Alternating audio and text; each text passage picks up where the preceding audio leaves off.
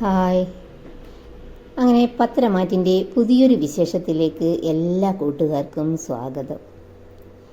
അങ്ങനെ നയനയ്ക്ക് തലവേദനയാണെന്നറിഞ്ഞിട്ട് ദേവയാനി ഒരു മസാല ചായയൊക്കെ ഉണ്ടാക്കിക്കൊണ്ട് നയനയുടെ അടുത്തേക്ക് വരികയാണ്. അമ്മ വരുന്നത് നയന ശ്രദ്ധിക്കുന്നുണ്ട്. അത് കണ്ടപ്പോഴേ നയന ഉറക്കം നടിച്ച് കിടക്കുകയാണ്. വന്നതും നിനക്കെന്താ കുഴപ്പം എന്ന് ചോദിക്കുന്നുണ്ട് ദേവയാനി നയനയോട്. അത് കേട്ടതും നയന എഴുന്നേറ്റിരിക്കുന്നുണ്ട്. അങ്ങനെ കാര്യമായിട്ടൊന്നുമില്ലമ്മേ, ചെറിയൊരു തലവേദനയേ ഉള്ളൂ എന്ന് പറയുകയാണ് നയന. ശരി, എങ്കിൽ നീ ഈ മസാല ചായ കുടിക്ക്. അപ്പോഴും ദേവയാനി ഗൗരവം നടിച്ചിട്ടാണ് സംസാരിക്കുന്നത്. ആദർശിനു വേണ്ടി ഇട്ടതാണ് ഈ ചായ, അതിൽ മിച്ചം വന്നത് നിനക്ക് വേണ്ടി എടുത്തതാണ് എന്നൊക്കെ പറയുന്നുണ്ട്.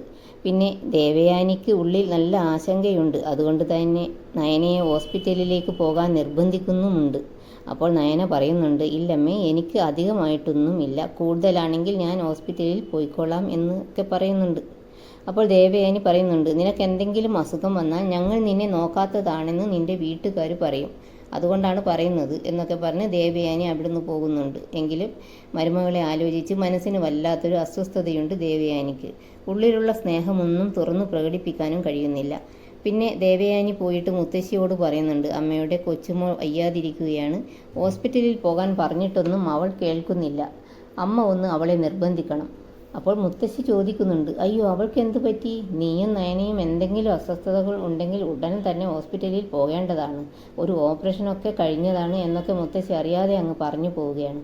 അപ്പോൾ ദേവയാനി ചോദിക്കുന്നുണ്ട്, എനിക്ക് ഓപ്പറേഷൻ കഴിഞ്ഞതാണ്, അല്ല നയനയ്ക്ക് എന്ത് ഓപ്പറേഷനാണ് കഴിഞ്ഞത് എന്ന് ചോദിക്കുകയാണ്. അപ്പോൾ മുത്തശ്ശി പറയുന്നുണ്ട്, അല്ല നയനയ്ക്ക് ഓപ്പറേഷനൊന്നും ചെയ്തിട്ടില്ല, അങ്ങനെ എന്തൊക്കെയോ പറഞ്ഞ് മുത്തശ്ശി അവിടുന്ന് തടിത്തപ്പുന്നുണ്ട്. മുത്തശ്ശിയുടെ വെപ്രാളമൊക്കെ കണ്ട് ദേവയാനിക്ക് ചെറിയ ചിരിയൊക്കെ വരുന്നുണ്ട്. കാരണം ദേവയാനിക്ക് എല്ലാം അറിയാമല്ലോ. പിന്നെ കാണിക്കുന്നത് നന്ദുവും ഫ്രണ്ട്സും കൂടി സംസാരിക്കുന്നതാണ്. നന്ദുവിന് നാളെയാണ് ട്രെയിനിങ് ക്യാമ്പിലേക്ക് പോകേണ്ടത്. അവർ അവിടുന്ന് അതിനെപ്പറ്റിയൊക്കെ സംസാരിച്ചു കൊണ്ടിരിക്കുകയാണ്. അപ്പോൾ അവിടേക്ക് അനി വരുന്നതാണ് കാണിക്കുന്നത്. അനി വന്നതും നിങ്ങൾ സംസാരിക്കുക എന്ന് പറഞ്ഞ് മറ്റ് 2 സുഹൃത്തുക്കളും അവിടുന്ന് പോകുന്നുണ്ട്. പിന്നെ നന്ദു പറയുന്നുണ്ട് അനിയോട്, അവർക്കെല്ലാം നമ്മുടെ കാര്യത്തിൽ എന്തൊക്കെയോ സംശയങ്ങളുണ്ട്. അപ്പോൾ അനി പറയുന്നുണ്ട്, അവർ അങ്ങനെ സംശയിക്കുന്നുണ്ടെങ്കിൽ സംശയിക്കട്ടെ, ഞാനത് തിരുത്താനൊന്നും പോകുന്നില്ല. അപ്പോൾ നന്ദു പറയുന്നുണ്ട്, നിന്റെ നിസ്സഹായ അവസ്ഥ കണ്ടിട്ടാണ് ഞാൻ നിന്നോട് കൂടുതൽ അടുക്കുന്നത്, നീ കാണണമെന്ന് പറയുമ്പോഴൊക്കെ കാണുന്നത്, എന്ന് വെച്ച് നിനക്കൊരു ഭാര്യയുണ്ടെന്നുള്ള ബോധമൊക്കെ എനിക്കുണ്ട്. അപ്പോൾ അനി പറയുന്നുണ്ട്, എടോ, നമ്മുടെ നാട്ടിൽ വലിയൊരു കുഴപ്പമുണ്ട്, ഒരുത്തിയുടെ കഴുത്തിൽ താലി കെട്ടിക്കഴിഞ്ഞാൽ മറ്റുള്ള സൗഹൃദങ്ങളൊക്കെ ഉപേക്ഷിക്കണമെന്നാണോ നീ പറയുന്നത്?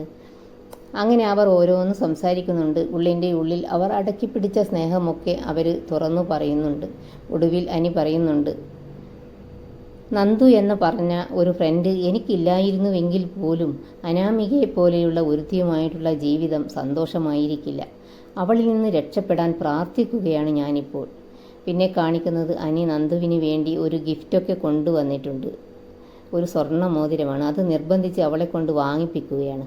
അവസാനം അനിയെ വിഷമിപ്പിക്കേണ്ടെന്ന് കരുതി നന്ദു അത് വാങ്ങുകയാണ്. ഇതിനിടയ്ക്ക് അങ്ങോട്ടേക്ക് കാറിൽ വന്ന അനാമിക 2 പേരും സംസാരിക്കുന്നത് കാണുന്നുണ്ട്. പിന്നെ കാണുന്നത് ആദർശിനെയും നയനയെയുമാണ്. ആദർശ് പറയുന്നുണ്ട്, എടി, എല്ലാവരും എന്നെ കുറ്റപ്പെടുത്തുകയാണ് നിന്നെ ഹോസ്പിറ്റലിൽ കൊണ്ടുപോകാത്തതിന്. അപ്പോൾ നയന പറയുന്നുണ്ട്, എനിക്ക് ഹോസ്പിറ്റലിൽ ഒന്നും പോകേണ്ട, എനിക്ക് എൻ്റെ വീട്ടിൽ പോയാൽ മതി, എൻ്റെ അച്ഛനെയും അമ്മയെയും കണ്ടാൽ മതി, അച്ഛനെയും അമ്മയെയും കണ്ടാൽ തന്നെ എൻ്റെ അസുഖം മാറും എന്നൊക്കെ പറയുകയാണ് നയന. ശരി, നിനക്കതാണ് ഇഷ്ടമെങ്കിൽ അങ്ങനെ ചെയ്യാം, നീ ഒരുങ്ങിക്കോളൂ എന്ന് പറയുകയാണ് ആദർശ്. പിന്നെ കാണിക്കുന്നത് നമ്മുടെ നന്ദുട്ടൻ വീട്ടിലിരുന്ന് അനി കൊടുത്ത ഗിഫ്റ്റ് ഇങ്ങനെ നോക്കിക്കൊണ്ടിരിക്കുകയാണ്. അവരുടെ മുഖത്ത് നല്ല സന്തോഷമുണ്ട്.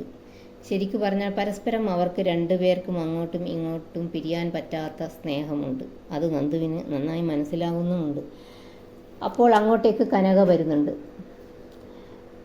കനക വന്നിട്ട് മോളോട് ചോദിക്കുകയാണ്, എല്ലാം എടുത്തു വെച്ചോ നീ എന്ന് ചോദിക്കുകയാണ്. അപ്പോൾ നന്ദു കയ്യിൽ എന്തോ ഒളിപ്പിച്ച് വെക്കുന്നത് പോലെ കനകയ്ക്ക് തോന്നി. അതെന്താ നിൻ്റെ കയ്യിൽ എന്ന് ചോദിക്കുകയാണ് കനക. അപ്പോൾ നന്ദു പറയുന്നുണ്ട്, അമ്മ, അതൊരു ഗിഫ്റ്റാണ്, എൻ്റെ ഫ്രണ്ട്സ് തന്നതാണ് എന്ന് പറയുകയാണ്. കാണട്ടെ എന്ന് പറയുകയാണ് കനക. അങ്ങനെ നോക്കുമ്പോഴെന്താ, നല്ലൊരു മോതിരം, നല്ല സ്വർണ്ണ മോതിരം. ഇതൊക്കെ തരാൻ അവർക്ക് എവിടുന്ന പണം? അവർക്ക് ഒരു ജോലിയും ഒന്നും ഇല്ലാതെ നടക്കുകയാണല്ലോ അവർ എന്നൊക്കെ പറയുന്നുണ്ട് കനക. അതും പറഞ്ഞ് കനക തന്നെ നിർബന്ധിച്ച് ആ മോതിരം അവളെ കൊണ്ട് അണിയിപ്പിക്കുന്നുമുണ്ട്.